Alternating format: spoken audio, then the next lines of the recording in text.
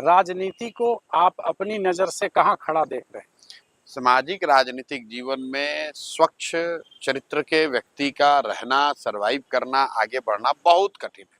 असंभव नहीं है, लेकिन कठिन है।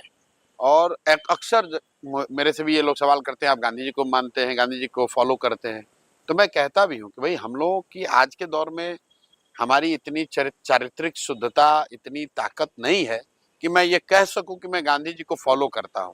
हाँ, ये जरूर है कि प्रयास कर रहे हैं कि जितना हो सके उनके बताए हुए रास्ते, उनके बताए हुए जो तरीके हैं उसको फॉलो करें।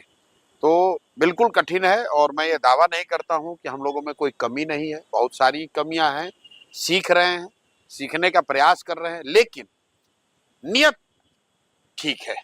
नियत बस इतनी है, सोच बस इतनी है कि जिस धरती में जन्म हुआ, जहां हमारे बाप दादा कभी मजदूर रहे, उसी धरती के सरकारी विद्यालय से पढ़कर अगर जीवन में कुछ हासिल कर लिए हैं, तो मुझे ऐसा लगता है कि मेरी ये जिम्मेवारी है कि मैं प्रयास करूं। सफलता मिलेगी नहीं मिलेगी इसकी कोई महत्ता नहीं है मेरे लिए। मैं आपको बिल्कुल ये बताऊं, मैं रोज कहता हूं लोगों से कि आप ये चर्चा कर रहे हैं कि प्रशांत किशोर सफल होंगे कि नहीं होंगे। चर्चा आपको ये करनी चाहिए कि ये प्रयास होना चाहिए कि नहीं होना चाहिए बिहार में, क्योंकि बिहार को सुधारने का जो प्रयास है वो चाहे आप करें या हम करें, आज हो या 10 वर्ष के बाद, करना तो किसी न किसी बिहार के आदमी को ही पड़ेगा। बिल्कुल। और सुधार की जरूरत क्यों है?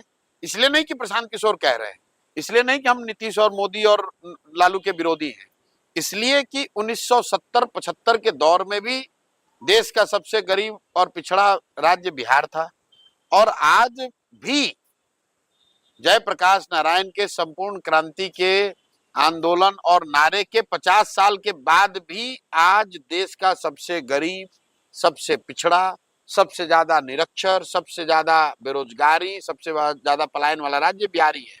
तो परिवर्तन तो, बदलाव तो होना ही चाहिए। अब बदलाव करेगा कौन? तो भाई कोई ना कोई बिहार का लड़का करेगा। मैं समझता हूं कि अगर मेरी हिम्मत नहीं पड़ेगी तो किसकी पड़ेगी।